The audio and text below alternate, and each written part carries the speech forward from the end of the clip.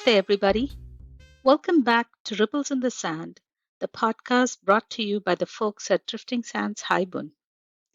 Here we invite Haibun poets to both read and discuss their poetry and give us their thoughts on the craft of writing Haibun or Tanka prose, which, as you know, is prose with haiku or a tanka. This is your host, Sangeeta Kalarikal. To our regular listeners, thank you so much for supporting us. Hope you have subscribed to our YouTube channel and hit the notification bell. Please like, share, and spread the word of haikai poetry to your friends. Mostly, please comment because that makes a world of difference because of how these internet algorithms work. When I asked her about her time as a Poet Laureate of the U.S. National Library Service, Billie Dee said that it added a sense of gravitas to her calling as a creative writer. The guest for this episode, Billie, earned her doctorate at UC Irvine, completed postgraduate training at UC San Diego and UCLA. Although she writes in a variety of genres, her primary focus is on Japaniform poetry. A native Californian, she now lives in the Chihuahuan Desert with her family and a pack of strays. To you, Billie. Welcome to Ripples in the Sand. So, today, our guest, as you have heard, is Billie Dee, who is coming to us from the deserts in the US. So, living in the desert, I keep thinking about haiku and Japaniform poetry, and the first thing I think of is cherry blossoms. So I was wondering, how does spring look like for you, Billie, in the desert? Well, the alfalfa will be sprouting. I live in a farm community in the high desert. We're at about 4,000 feet, and it is a pretty austere desert. It's not like those beautiful Sonoran desert scenes where you have the saguaro cacti, and this is mostly mesquite and sagebrush. It is Okay. bare and lean. Oh, okay. It's a different kind. Austere, I would say. Austere is right. And that kind of weaves into this Japanese form of poetry, isn't it? At least for me, that's how I look at it. So when did you first start writing haiku or haibun? Well, haiku, I probably started in high school. I discovered it in high school, and a friend and I were reading D.T. Suzuki. I think it was maybe in the 10th grade. And we read about haiku and went and looked them up. And then most people were writing 575. And they were fairly stilted and didn't sound so good in English. So, like most grade school kids today, I was taught that it was counting syllables. Yeah. And that would have been my introduction. And I didn't find that all that interesting at the time. But I was writing verse probably since I don't know, third or fourth grade maybe. Yeah, poetry. But rhyming verse. Yeah. And then later in college, I wrote some poems, but I was a hard science major, so that was pretty much in the background of my creative life. And I became seriously interested in writing poetry on a trip to Ireland. Oh. And that would have been in the early 80s. I was in Dublin, and I went to a reading that was Seamus Heaney at Christchurch College in Dublin. And then there was another person who read with him, who was Evan Boland, another very prominent Irish poet. And I thought to myself, well, I could do that. Well, So, you did. well, yes. And I lived in Los Angeles at the time, and during the 80s and 90s, there was a real renaissance of open mic and Mhm. public readings. So I started attending those, and right away kind of fell into rhythm with it. Yeah. And I would say maybe after I'd been writing 3 or 4 years, I started reading, and then as things progressed, I started publishing some and then doing feature readings. Then maybe early 80s. When did Robert Hasker write his Japanese translation book? Not that I remember. Right about then. That Okay. mid 80s perhaps. Yeah. I went to a lecture by Robert House, and I didn't know it was Oh. going to be on haiku. I thought it was going to be, him, I don't know, Chihuahuan Desert or something, translations, but it was about haiku, and I got hooked. Um, and I started seriously studying the form, and trying my hand at it, and I could memorize them. Small. Yeah. Yeah. Anyway, That's how so fun. I've been writing haiku since I would say the mid 80s. Yeah. Wow. Wow. I That's didn't write any haibun until probably mm, early 2000s, maybe 2001, 2002. yeah. That's still 20 years. Well, yes, Yeah. and I didn't publish any for quite a while. I'm the sort of person who lets things ripen in the dark, kind of like Mm. cheese. Yeah. And um, I Yum. think the first haiku I published was maybe 2007, 2008, right around there. Wow. So 7 years, 6, 7 years, you just let it ripen or like age like Yeah, wine. yeah.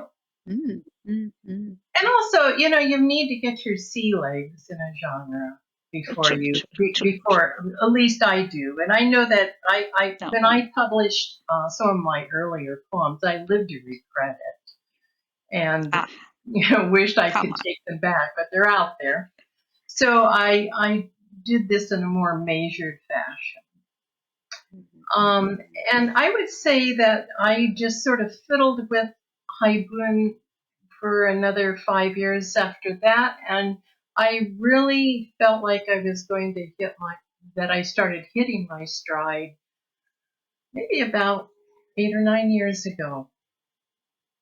And so since and now I'm thinking in haiku, Yeah. and now I am saving all my best haiku for haibun. Mm. So that's the Wow. position it has taken for me. It has become central in my creative thinking now. Mhm, mhm. So let's get to some poems. So your first poem for us is Proper Living, which was published in December 2023, Contemporary Haibun Online, 1903.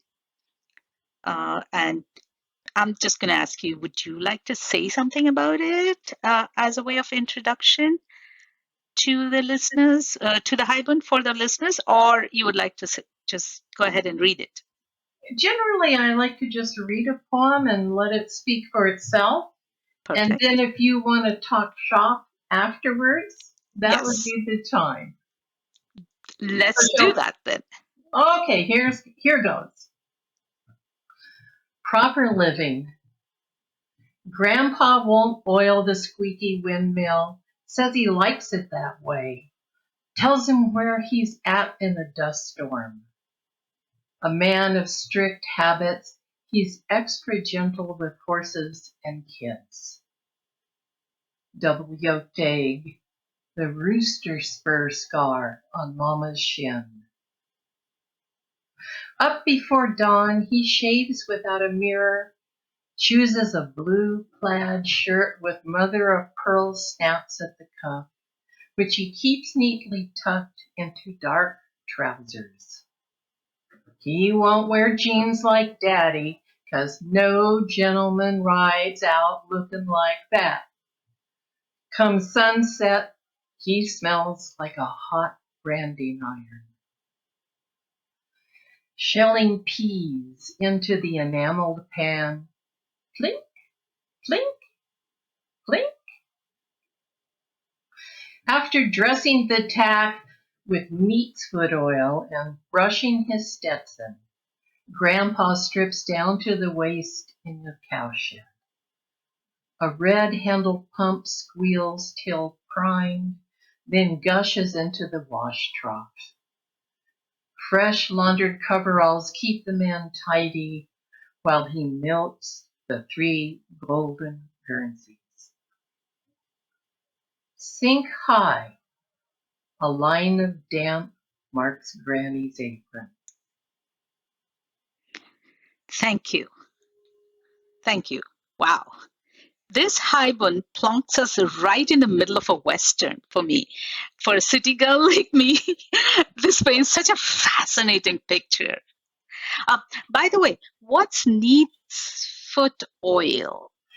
It's a leather cleaning and protecting Oh, oil. okay. It comes in a can, and it's Okay. not a brand name. It's what it's called, Neatsfoot Yeah. oil, and it weatherproofs leather. It keeps it Ah. pliant and soft. It and also it has a very distinctive odor. It's a little bit like machine oil, but with a tang. Okay. And Dang. every tack shed and western saddle room smells like neatsfoot oil. Oh, It's what wow. Oh, preserves wow. the leather. Okay. So you would rub boots as well as hats? Yeah, not Okay. hat. Okay. Well, if it was a leather hat, yes, Yeah. but, Yeah. but not Leather not hat. like a Stetson or something like that. Okay. How about saddle?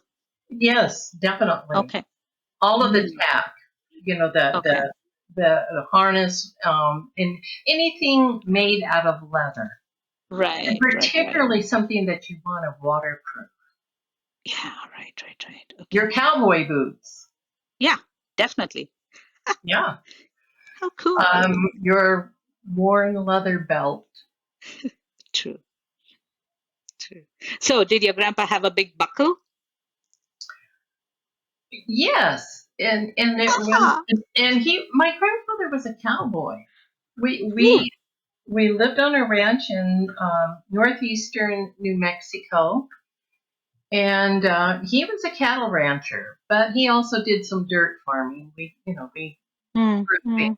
plowed the fields, but mostly he rode. He was in the saddle 8-10 hours a day sometimes. Wow. Wow. He and my uncle, Oh. and my uncle was a cattle auctioneer. So they were deep into cattle Yeah. culture, and they Mhm.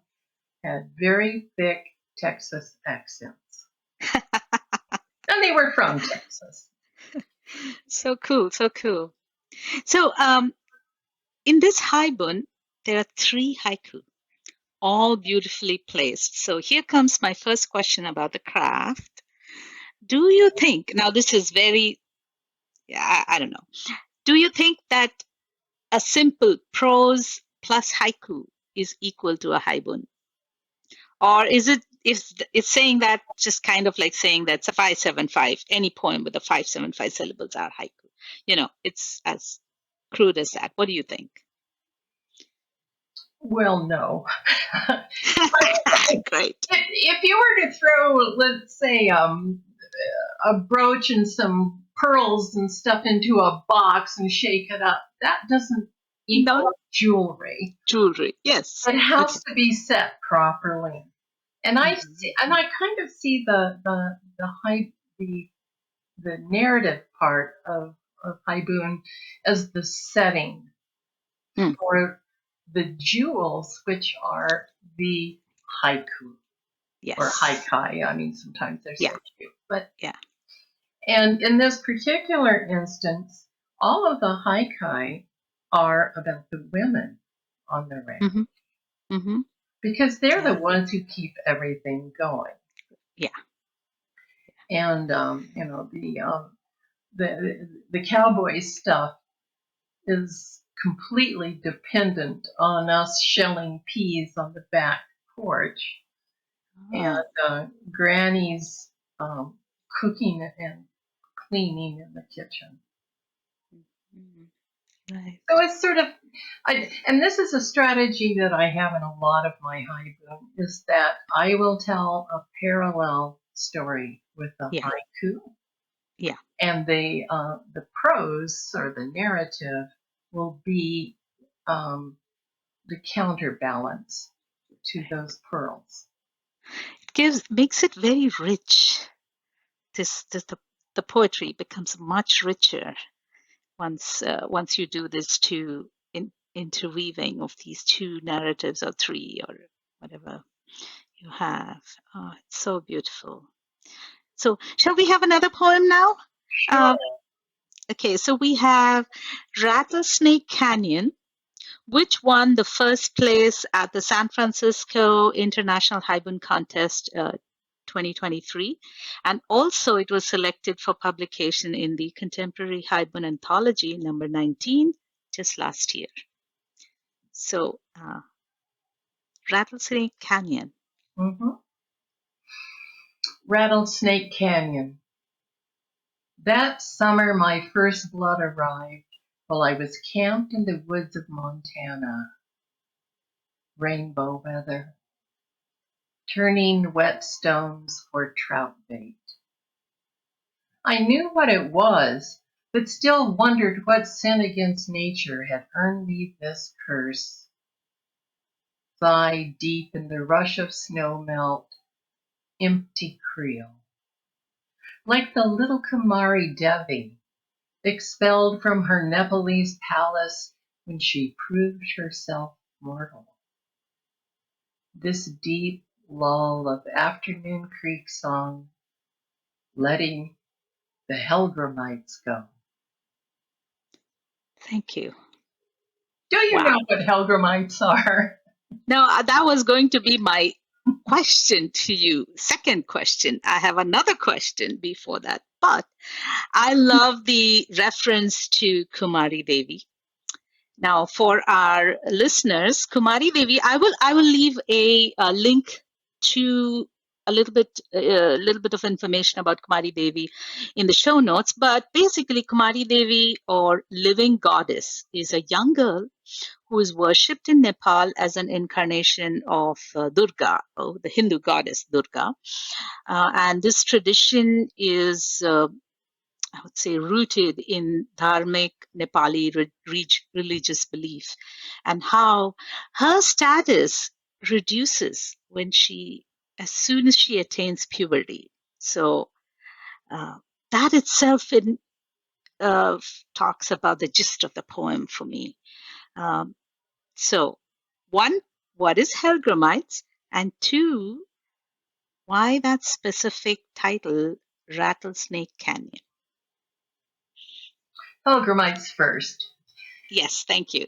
They are the larvae of caddisflies, and they live in shallow creek water. They'll be underneath rocks, and if you turn the rocks over quickly, you can catch them. They're kind of, they look a little bit like earwigs, a Oh, little bigger than that, and you catch them and you use them for trout bait. oh, And that's they the one also, that you, okay. and there's a distinct smell associated with them because you're turning these wet creek rocks over. And so it has all of that whatever the muck is underneath creek rocks sort of smell, but they have a smell themselves. And so you collect them in. I used to keep a pipe tobacco can, a Prince Albert can that had been my grandfather's, and it was in Ooh. my creel. So I put the Hellgrammites in there, and then I would bait my little tiny hooks. Um, Uh-huh. and this is creek fishing. I wasn't catching big fish. I was catching like, 10 and 12-inch rainbow Yeah. trout. Yeah. But if you don't catch anything, let the bugs go. So Ah. I frequently had to let the bugs go. Now, Rattlesnake Canyon, Rattlesnake, Rattlesnake Creek is a very cold, very swift creek that runs through this canyon, and it's called that because it's so noisy. It rattles. It's Mm. got a loose, rocky bed. It's relatively shallow, and you can hear it half a mile away. It makes quite Oh, a noise. really? So it got the name Rattlesnake Creek, and Mhm. the canyon was Rattlesnake Canyon.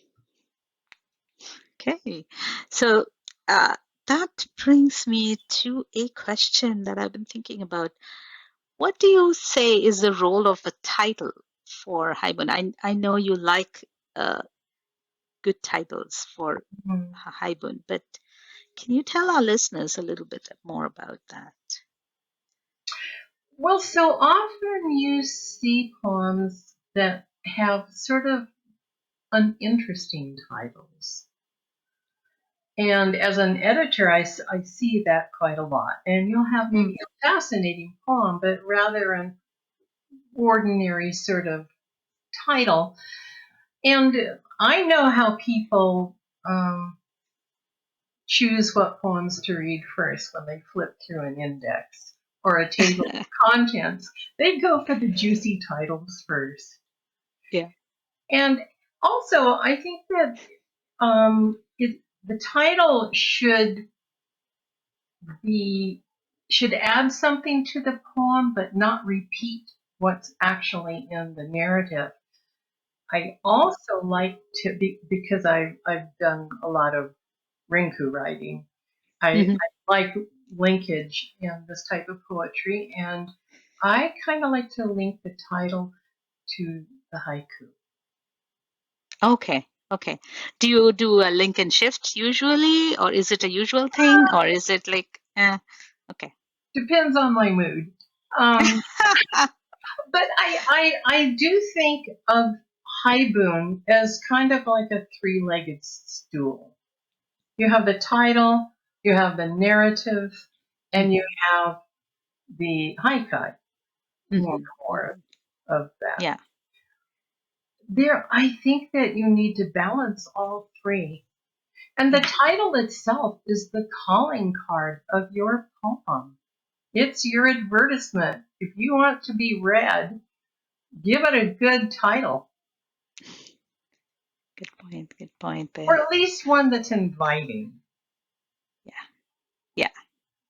I mean, I know people, there are people of the opinion that titles are just, just that, just a title. It could be anything.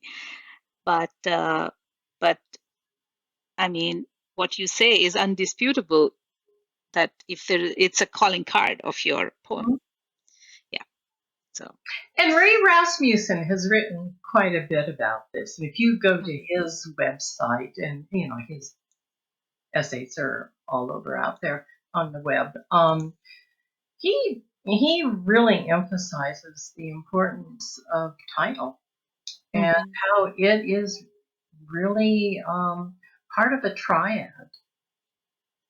And it can either be descriptive or it could be a juxtaposed title. And I think you just have to use your judgment, what suits the particular poem best. Mm-hmm. I don't have any strict rules about that for myself, but I do like an enticing title. Okay. So, your next poem for us is Bouquet Garni. I like that title too. It was published in Contemporary Haibun Online 23 in December 20, last December, right? 2024. Mm-hmm. Uh, so, shall we have listen to Bouquet Garni? Bouquet Garni. Up early to beat the heat, down the path to the tool shed, blackbirds twiddle indigo into a blushing dawn. A silhouette of Granddaddy's old Alice Chalmers begins to emerge. The saddleback geese are just waking. Hornworms, tossed to a guinea hen, 6 new chicks in tow. Once the cherry tomatoes are staked, I weed the zucchini, then add a row of carrots. Now here comes our bantam rooster, crowing as he struts through a patch of tarragon. Marigolds, the color of traffic cones, peek from a swath of time. My hoe takes care of the bolting sage. Satisfied, I scrape my boots, tie on a crisp cotton apron. First lavender wands, a sprig of parsley between my teeth. Beautiful, beautiful. Thank you, thank you. So with all the herbs, I can see why you called it a Bouquet Garni. But and for the listeners who are unaware, and because I did Google this, how do you pronounce this? Alice Chalmers is a brand of agricultural equipment. That's correct, right? I mean, It's a big orange tractor. okay, that's okay. And every multi-generation farm has a couple of these hulks. They're either John Deere's or Alice Chalmers or Ford's or whatever. And they all have their distinctive colors. Alice Chalmers is orange, and they just kind of get them banded out in the back field or behind, the barn. And they gently rust into the landscape. Oh, And then if you need spare parts or some spare, you need a wire to the spark plug, it will go out to the old tractor and pull it out of that, and you can repair your new one. You don't throw these things away. Besides, yeah. where would you Yeah. put it? It's too They're huge. Yeah, yeah, it's too huge. So you do talk about nature in detail. I love the details that you give, like about the saddleback geese in Bouquet Garni, Helgramites in Rattlesnake Canyon, Guernseys in Proper Living, the Guernsey cows. So what is your opinion about specific in a poem? Specific. So giving details. What do you think about the sweet spot? Too little, too many? What do you feel? Well, certainly there is a sweet spot. And I think I like to anchor my poems in specificity, because haikai and consequently haibun it's sensory based. It's not an intellectually based thing. It celebrates not just nature, but human beings' place in nature, how we observe nature.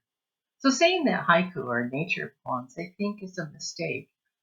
They're seasonal poems, that's Kigo. But these details, I think, just anchors the poem, and it helps the reader envision it without you explaining a lot of things, the lovely sunset breaking over the crest of the blah, blah, blah. Just say it simply and let the reader fill in the details. Mhm. And now, of course, you talked about sweet spot. This is really important. You can overdo it, and I think when I'm editing, I look through my poem and I try to take out as many adjectives as I can. I don't have to Great tip. say, the fragrant sage. If I just say sage, we all know what that smells like. Not the, you know, bulky wands of zucchini. Just say zucchini. Trust the reader to Mm, control their own dreaming space. And of course, that's what we call Ma. And if you want to read right. more about Ma, Jim Cation is Yeah. probably the most elegant writer about that topic. And Yeah. it's a major part of writing haiku. Mhm. So you got to find the balance. You want to serve the music, but you don't want clutter. It's Yeah. a tightrope you have to walk. Yeah. Yeah. That's true. Sometimes I go overboard. I don't know. I don't know. I have not seen that. But, there's such lovely detail in your next poem, Ozone. And so, shall we go to that one now? Mhm. Now, that one won an honorable mention at the San Francisco International Haibun Contest 2023 and subsequently was selected for publication in Contemporary Haibun Anthology number 19, 2024. Ozone. Somewhere near Weatherford, Texas, 1951. Dry lightning. My arm hairs stand on end. Rows of folding chairs are lined up in the sawdust as we enter the dimly lit tent. Someone has parked an old pump organ to the right of the microphone stand. I notice all the lean men in Western boots clutching cowboy hats in one hand, tattered hymnals in the other. Their women wear flour sack ginghams with a crescent of damp under each arm. Now, the leather-faced preacher strides in and loosens his bolo tie. He raises his arms and with a shrill "Hallelujah!" then with a flourish opens his Bible and gets right down to business. A frizz-headed woman moans amen.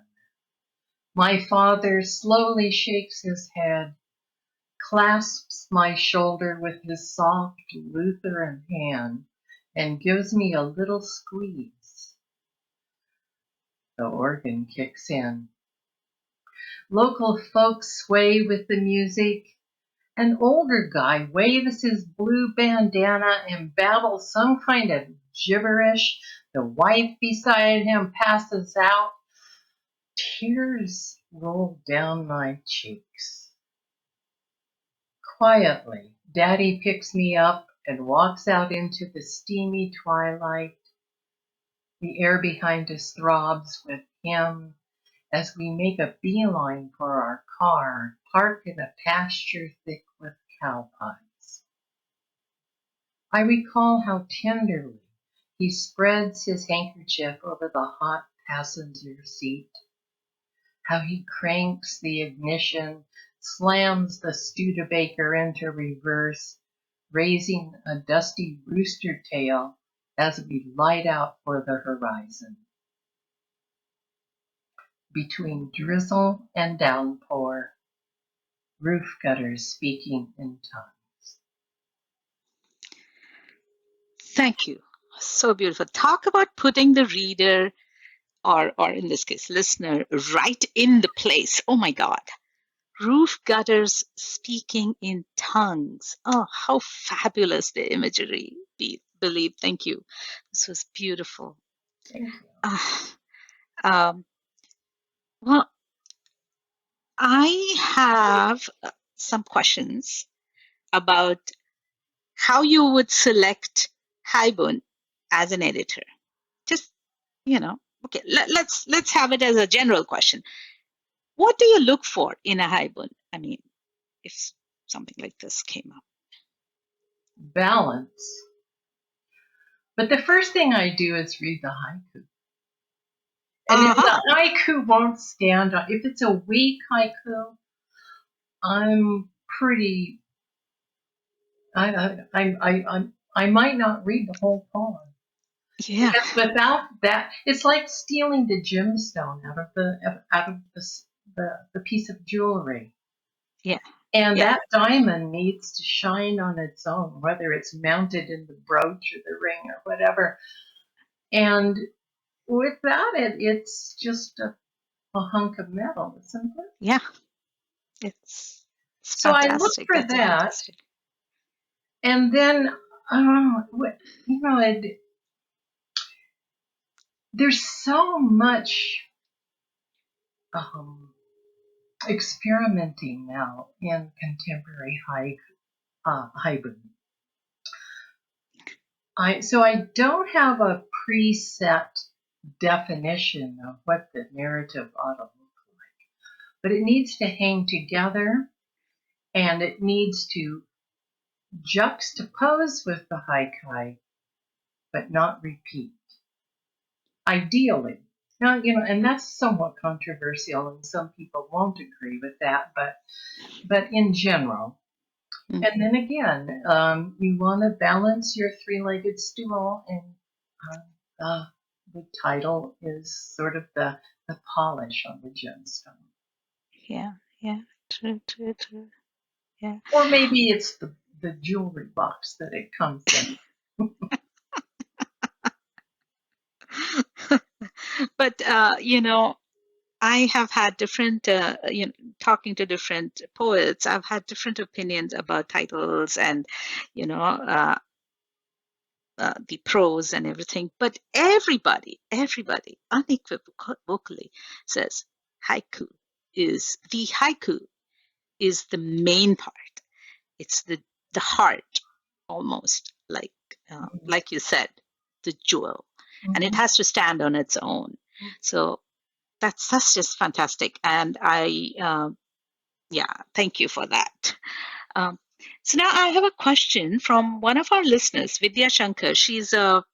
Uh, she's an associate editor with Haiku Katha and of Haibun, Mhm. and she was wondering. Her question is: do you write every day or only when inspiration strikes? And since you think that a publishable haibun might take several years to evolve, uh, I think your first one took what, six years? Um, so how do you find the patience it takes to wait until a poem ages? Well, you're writing others in the meantime, and yes, I Yeah, write. yeah. I write every day, and I have two. I'm writing in my head most of the time, particularly haikai, because I see haikai as a kind of a way of life. Yeah, It's a way so of true. seeing the world around you, and it's another way of finding where you fit into the crazy jumble of what's going on outside your own head. Yeah, yeah. And also that's a lot of where my juxtapositions come from. I don't make them up. They're right there, right in front of you. If you turn your head to the left, you'll see one thing, I don't know, toadstools coming up in a lawn. And if you turn to the right, well, there's the little rooster coming out of his, you know, Yeah. out of his pen. And um, they're there. You don't have to Hmm. invent them. And I think the ones that are actually observed come off as more authentic. Yeah, genuine. Yeah. I Yeah, and also it's easier. Yeah. They're there waiting for you to just waiting for you to discover them. Mhm. Yeah. I like your analogy to cheese too. Ripen like cheese. Oh, Mhm. it's so nice. First thing, that's because I like cheese a lot. Anyway, uh, yeah. So, you know, nowadays a lot of people would like to write a haibun and send it out for publication probably the same day or maybe the next day. Mhm. Uh, Personally, I find it very scary because I feel I might think, you know, differently about that haibun a day later, 2 days later, 5 days later. So the way you said that, you know, you got to have patience to sit on the haibun for a longer time. Um, and what do you do? Come back to it? What do you do? What is your editing process like? I workshop. I have Okay. I have a string of writing partners and people that I share my poetry with, and Uh-huh. I don't consider that I really know what I've written until somebody else tells me. I know what I think I've written, Uh-huh. but they can't read my mind. The reader cannot read your mind. Right. And until you get feedback from the listener, the reader, you don't really know what you've written. And Hmm. I listen very carefully, even to from people who don't read and write poetry. That opinion is valuable because it's Mm, another perspective on what you have actually put on paper. They're not right. there. They don't have footnotes. Yeah. So So true. that's one thing, and also I workshop online. I'm on uh, Triveni Haikai Yes. frequently, which is where Yes. I know many other haiku writers, and Yes. we share our poetry and we critique it. And Yes. I find that just invaluable in this process, Yes. and Very true. it really speeds up editing. Yeah. That's true. That's true. So here's a shout out to Triveni Haikai, um, India, and Mm-hmm. the Haibun Gallery. Mm-hmm. I will put a link to that in my show notes as well. Uh, Billy, can we shift our gears a wee bit and go to this different type of poem called Tanka prose? Um, so first, maybe if you could read a, a Tanka prose of yours, and maybe we could talk a little bit about it. Yeah. Yeah. So the next poem, Tanka prose, is Sediment, which was published in Haiku Katha number 27 this January 2024. Sediment. As morning traffic slows to a crawl, I take in roadside scenery. Dawn lights a rusty vein of hillside ore that skips across the pass, pointing to the old foundry above the Rio Grande. Oh, beautiful for spacious skies. This hymn I learned in grammar school escapes from my lips. Shall I sing Purple Mountain Majesties, choking back this blue exhaust melted on the highway? So luxuriously beautiful. So here's my question, which I ask a lot of people, but and I get a lot of different answers. So, what is your opinion on the basic difference between Tanka prose and Haibun? I think it's mostly a matter of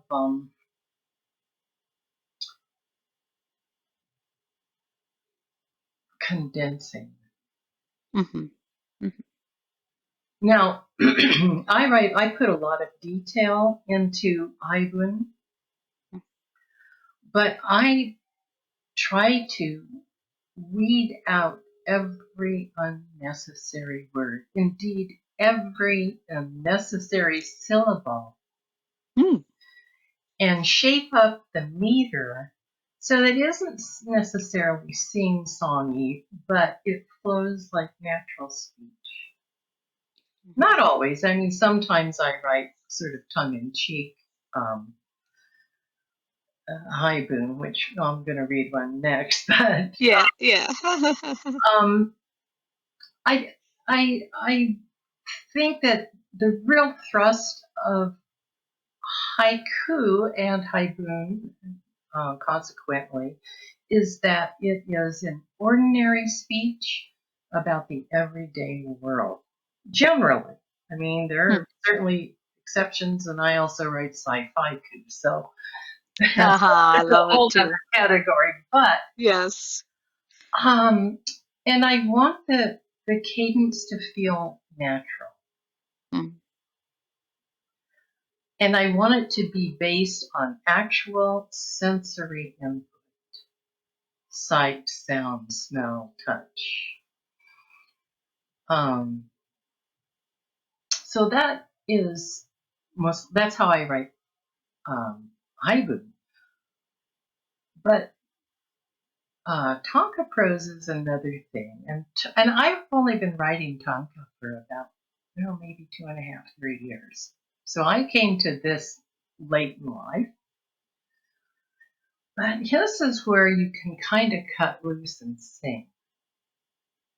And it's not so much about the direct sensory stimulus of the world, but about the internal world as well.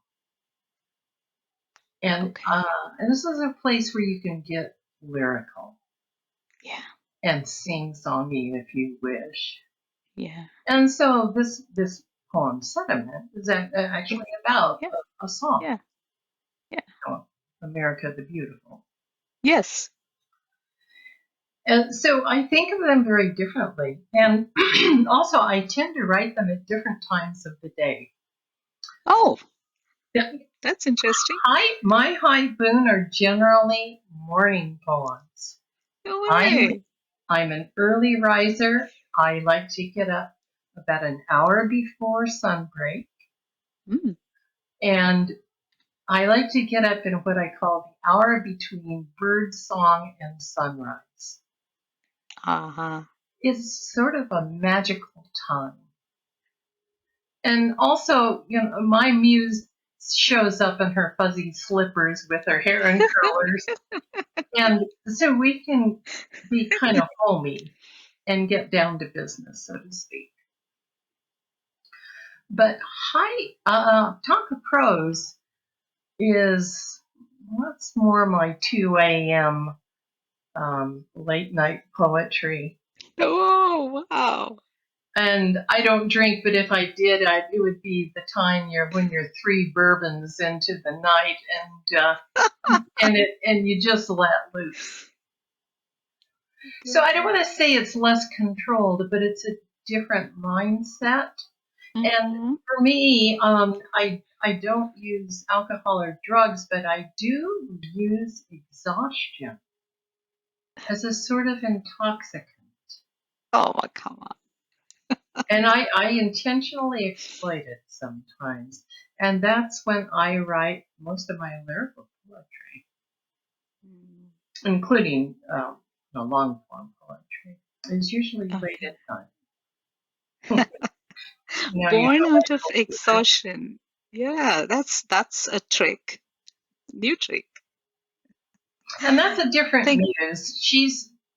This one is in a slinky dress and she's on a bender.